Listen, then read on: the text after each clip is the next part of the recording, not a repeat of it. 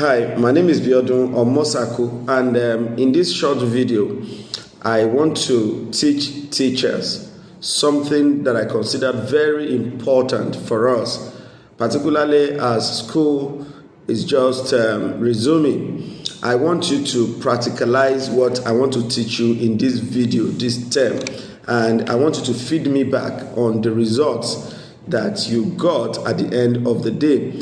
Now, I noticed a major error that most teachers make, and this is very important for us to correct it at the beginning of the term. Now, I want you to use this strategy that I want to show you now, and I'll tell you something.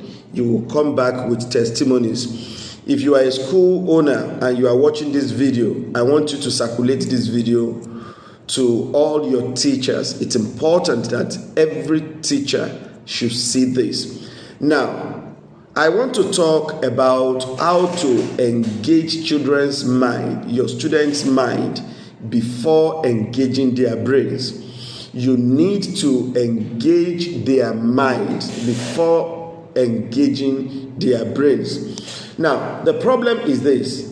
Teachers make attempt to teach children who are not ready to learn. And this is where the problem comes from in the first place.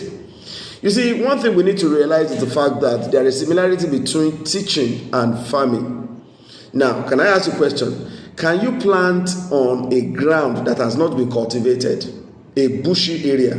Can you plant there? Well, yes, you can. Sincerely, you can. But two things will happen. Number one, it will take a lot of effort on your part. And number two, whatever you plant on a bushy ground, I tell you, may not germinate. It may be choked to death. So, if you want to plant on a ground, you need to cultivate the ground before doing the planting on it. And that is why it's important for us to engage their mind. What do I mean by engaging their minds? I mean mind reprogramming. Mind reprogramming. You see, one thing we need to realize is the fact that many of these children, they come to our schools with a lot of baggages. Honestly, many of them are going through a lot of things. Many of them have tried in the past, they failed. And a lot of conversation is going on in their minds. You know, many of them, they've come to believe that they are not good enough. Some of them from home, parents have told them they are lazy, they are stupid. And they are living in the reality of all of these things. So they will come to school with all of these, baggages. Many children have stopped competing. As a matter of fact, many of them are just coming to our schools to mark register. They don't believe in themselves again. They don't believe they can top their classes again. So they just come because they need to come. So you can't teach children like this unless you help them remove their baggages first. School's supposed to be the last place of hope for these children. But what do we get? Even at schools, teachers still call them names.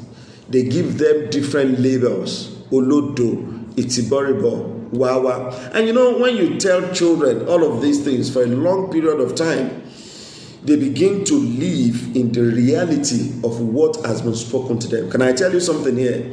Many of these children have been told many negative things, and they have believed in their minds in those negative things that they've been told.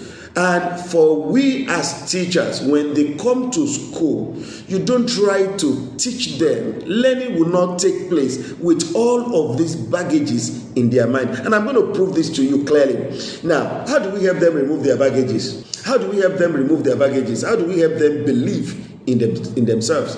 Well, to answer this question, let me tell you a very simple story. And I'm sure you must have heard it before. Before April 1954, the general belief was that no human being is capable of running 1 mile within 4 minutes. Many people have tried and they have failed. So people have come to believe that it is impossible for any human being to run 1 mile within 4 minutes. But In 1954, in the Olympics of 1954, one guy came out, Roger Bannister came out, and he ran 1 mile within 4 seconds. That's not the most important thing here. That's not where I'm going. The thing is that from 1954 to date, over 30,000 people have achieved it, have run 1 mile in less than 4 minutes. Now, what changed? How come that before many people could not do it? Now, over 30,000 people have done it after one person has done it. What changed? The belief. Now, these 30,000 other people that have done it now, when they stand to run, they know that someone has done it before. They know that it's possible for them to do it. That changed their orientation and that changed their attitude towards the race. And that was exactly what changed. So, that answers the question now, if you look at it critically. So, how do we help these children to believe in themselves? Very simple. Show them evidences of children like them who have broken hurdles to achieve what they are thinking it's possible. That's all. Teach them, show them there are children that have broken all hurdles to achieve what they are currently thinking that is not possible. So all you need to do is to show them evidences of children like that. Now, for instance, if you are dealing with grade 1, grade 2, grade 3 children, show them evidences of children of their ages that have crossed hurdles to achieve great heights in life. Show them examples like Samantha Imafidon. I don't know if you have heard about Samantha Imafidon before. Samantha Imafidon, when she was barely 9 years of age, wrote, passed, and set a world record when she passed Cambridge Mathematics when she was just 9 years of age. It will interest you to know that it is 16-year-old children that usually write that exam. But she wrote the exam. Not only that she passed, she actually set a world record that took about 4 years to be broken. So, if you can show them evidences of children like this, and they can believe, you get them to believe that they also can achieve it, you know what will happen? They will achieve it. One thing you need to realize is the fact that action go in the direction of belief. And this is true for every one of us. If we believe that we can achieve something, if we believe that something is possible, we go all out to achieve that thing. But if, however, we believe that it's not possible, what happens? We don't bother stressing ourselves to go after it. You know what? Many children are in your class. They don't believe they can do well in mathematics. Trying to teach them mathematics without changing their belief, you will just be wasting your effort. And that's why many teachers are trying their best, and yet nothing to show for their efforts.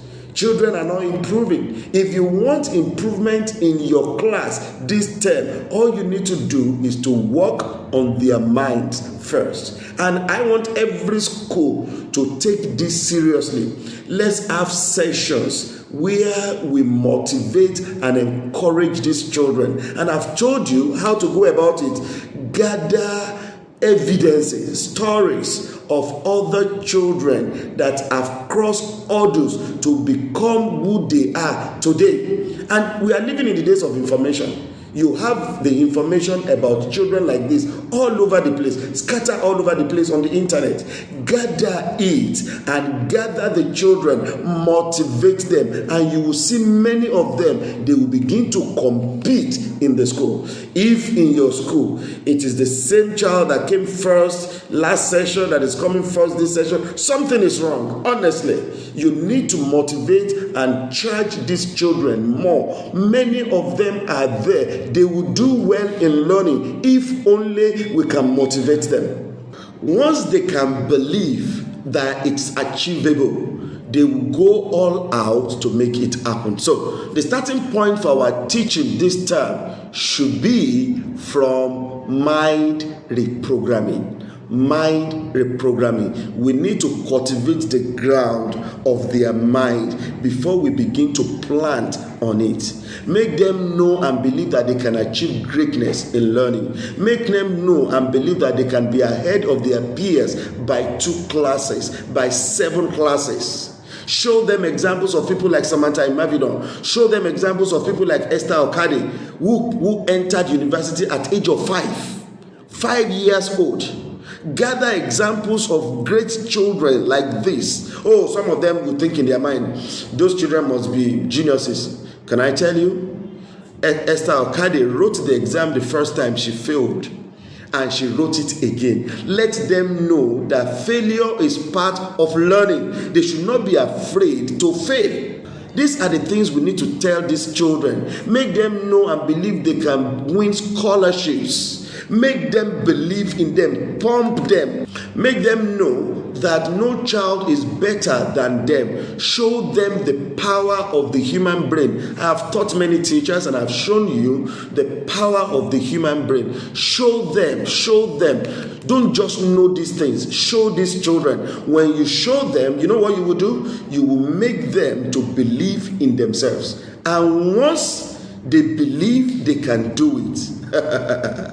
Don't underestimate these children. They will go all out to achieve what you have been struggling all this while that you want them to achieve. Now, so how often do we need to charge and motivate these children? This is a common question most people ask me. And this is one of the areas where many teachers are getting it wrong from as well. You see, when I am answering questions like this, I ask teachers, how often do you charge your phone? Many of us will charge our phones virtually all the time. You understand? Anytime our phone's battery has gone flat, what do? We charge it. I tell you, there are many children in our schools, in our classes, their batteries have gone flat. They need to be charged, and constantly too. So, how often do we need to charge them? Constantly. Let there be weekly program where we charge these children. Every teacher, as you enter the class, cultivate the ground first. Charge them. Charge them. Make them believe in themselves before you begin to teach them. And as you do this, I tell you, we will see great changes in our classes. However, what you don't have, you cannot give. The question is, are you motivated by yourself? You yourself as a teacher, are you motivated? Many teachers are not motivated, and once you don't have it, you cannot give it. I have many strategies to bring out the sleeping giant in these children that I want to show you. If you don't know how to do all of these things, I tell you, you are lagging behind in your skills. And I want to offer you my training that I've entitled NeuroLinguistic Programming for Teachers, NLP for Teachers. It's a powerful training that every teacher needs to be exposed to. As school owners, I know many of us will love to spend a lot of money on buildings, on chairs, on tables. Oh, all these things are good. Equally, we need to spend money on our teachers. I want you to enroll the whole of your teachers. You can even invite us, me and them, in a class. I'll teach them neuro-linguistic programming for teachers. I'll show them how to bring out latent geniuses in these children. Without any other doubt in my mind, I hope you have gained some stuff here today. So I look forward to seeing you very soon, and just keep watching my videos. And if you have not subscribed to my channel, I want you to subscribe to my channel on YouTube, so that once I do a video like this, you have opportunity to see it. I want to say thank you for taking out time to watch this video. Thank you, and God bless you.